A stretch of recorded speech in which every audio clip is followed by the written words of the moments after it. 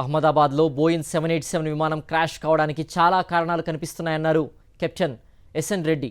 తన 40 ఏళ్ల అనుభవంలో ఇలాంటి విమాన ప్రమాదాలు అరుదుగా చూశారన్నారు. విమాన ప్రమాదాల్లో మంటలు వ్యాపిస్తే అందరూ చనిపోయే ప్రమాదం ఉంటుందని గుర్తు చేశారు ఆయన. అహ్మదాబాద్ విమాన ప్రమాదానికి టెర్రరిస్టుల కుట్ర ఏమైనా ఉందా అన్న కోణంలో కేంద్ర విమానయాన శాఖ తేల్చాల్సి ఉంటుందంటున్న కెప్టెన్ ఎస్ఎన్ రెడ్డితో మా ప్రతినిధి రవిచంద్ర ఫేస్ టు ఫేస్. ఇది ఇప్పుడు టేకాఫ్ అయిన తర్వాత కొంచెం టైంనే అయింది కనుక అది రేపు ఇన్వెస్టిగేషన్లే తెలుస్తుంది. సాధారణంగా అయితే మనం ఎయిర్క్రాఫ్ట్ ఇది చాలా popular aircraft, one of the best aircraft in the world. So అదొకటి. ఇంకోటి, ప్రతి ఫ్లైట్ కంటే ముందు ప్రతి ఇంజనీర్ ఎయిర్క్రాఫ్ట్ మంచిగా చెక్ చేసి ఆయనే సాటిస్ఫై అయితేనే ఆయన సర్టిఫై చేస్తారనమాట. దాని తర్వాత పైలట్స్ వస్తారు, కో పైలట్ క్యాప్టెన్ ఇద్దరు వస్తారు. ఇద్దరు కూడా ఎయిర్క్రాఫ్ట్ను త్వరగా చెక్ చేసుకుంటారు, అన్ని సిస్టమ్స్ చెక్ చేసుకుంటారు, ఇంటర్నల్ చెక్ చేస్తారు, ఎక్స్టర్నల్ చెక్ చేస్తారు. తర్వాతనే when they satisfy everything then only they accept the aircraft. అందుకొరకు ఎయిర్క్రాఫ్ట్లో ఏమన్నా లోపం ఉన్నది అనుకునే వీల్లేదు. Pilots are concerned.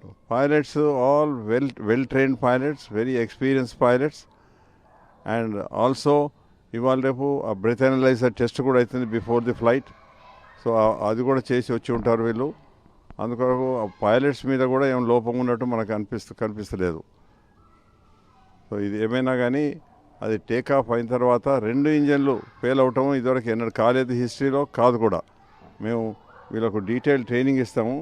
ఆ ట్రైనింగ్ లోపల ఒక ఇంజన్ ఫెయిల్ అయితే ఏం చేయాలి, ఒక ఇంజన్ ఫైర్ వస్తే ఏం చేయాలి, హైడ్రాలిక్ ఫెయిల్ అయితే ఏం చేయాలి, ఎలక్ట్రిక్ ఫెయిల్ అయితే ఏం చేయాలి, ఇట్లా ప్రతిదీ మేము వాళ్ళకు డీటెయిల్ ట్రైనింగ్ ఇస్తాం అనమాట.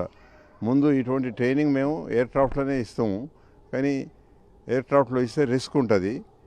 అందుకొరకు ఇప్పుడు లేటెస్ట్గా మంచి ఫ్లైట్ సిమ్యులేటర్స్ వచ్చినాయి. ఫ్లైట్ సిమ్యులేటర్స్ మీద కంప్లీట్ థరో ట్రైనింగ్ ఇస్తాం అనమాట. ఆ ట్రైనింగ్ కో పైలట్స్కి ట్రైనింగ్ ఇస్తాము, క్యాప్టెన్స్ ట్రైనింగ్ ఇస్తాము. ప్రతి 6 మంత్స్కి ఒకసారి వాళ్ళకు రిఫ్రెషర్ కోర్స్ ఉంటుంది, ప్రతి 6 మంత్స్కి ఒకసారి మెడికల్ ఉంటుంది.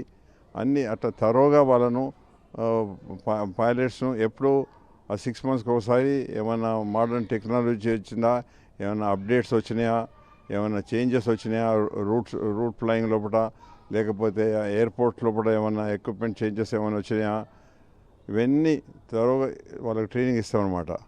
ఇచ్చటమే కాక మళ్ళీ వేరే ఇన్స్ట్రక్టర్స్, ఎగ్జామినర్స్ లైక్ నాలాగా ఎక్కువ ఎక్స్పీరియన్స్ ఉన్నవాళ్ళు వీళ్ళను రూట్ చెక్ అని ఎయిర్క్రాఫ్ట్లో తీసుకుపోయి చెక్ చేస్తారు. చెక్ చేసి if they satisfy only they certify that yes he is fit for a copilot and so is a fit for a captain అని ఇస్తారు.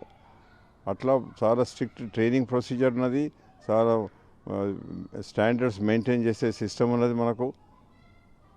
సో అందుకొరకు ఆ పైలట్స్ లోపం ఉందని అనుకునే పాసిబిలిటీ లేదు. ఇంకోటి, ఇప్పుడు ఎవరో ఒక ప్యాసింజర్ లైవ్ వచ్చిండు కదా, ఆయన చెప్పిన ప్రకారంగా టేకాఫ్ అయినాక 30 సెకండ్స్ లోపలనే ఈ ప్రమాదం జరిగిందని చెప్తుండు. ఆ 30 సెకండ్స్ లోపల ఏం జరిగింది, ఎట్లా జరిగింది, ఏం లోపం ఉంటుంది అన్నది మాత్రం రేపు దానిలో కాక్పిట్ వాయిస్ రికార్డర్ ఒకటి ఉంటుంది, ఇంకొకటి డిఎఫ్డిఆర్ అంటారు, డిజిటల్ ఫ్లైట్ డేటా రికార్డర్ ఉంటుంది. దాన్ని రేపు ఎగ్జామిన్ చేస్తే ఇంకా ఫర్దర్ డీటెయిల్స్ వస్తాయన్నమాట. ప్రతి యాక్సిడెంట్ ఇన్వెస్టిగేషన్కు దీన్ని బ్లాక్ బాక్స్ అంటారు. ఇది తప్పనిసరిగా చాలా యూస్ఫుల్ ఫర్ యాక్సిడెంట్ ఇన్వెస్టిగేషన్ కొరకు. మనం చెప్పదాలం అదంతా వాళ్ళు ఇన్వెస్టిగేషన్ చేసిన వాళ్ళు, అది అంతగా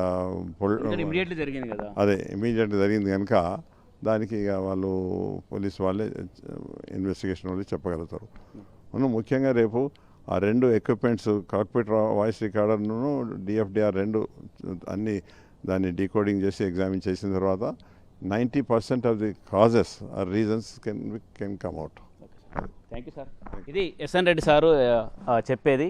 ఇందులో కాక్పిట్ వాయిస్ రికార్డ్ని పూర్తిగా పరిశీలించిన తర్వాత తెలిసేటానికి అవకాశం ఉంది. రీజన్ని ఇంకా పూర్తిగా విచారించాల్సిన అవసరం ఉంది.